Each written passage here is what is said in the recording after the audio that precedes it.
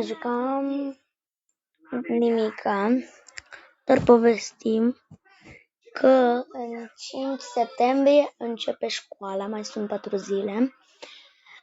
Eu să fiu în clasa 3-a, o să am profesoară nouă, o să fie doamnă, nu domn, și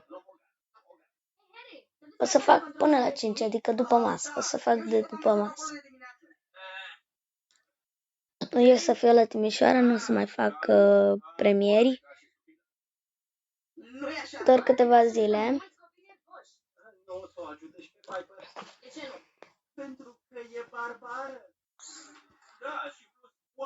Și da, prima dată merg la after school și după aia merg la școală, stau până la 5 și vin acasă. Deci așa o să fie, facem. Noi, nu voi, nu vorbim despre voi, nu contează asta. Ok? Bun. Și pentru că folosesc gulerele astea aromatice. Gulere aromatice.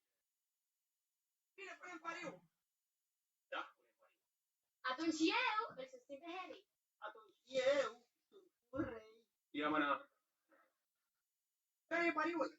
Pariul e atunci când Piper își pierde răbdarea, tu și Charlotte o să mâncați o găleată întreagă de semințe crude.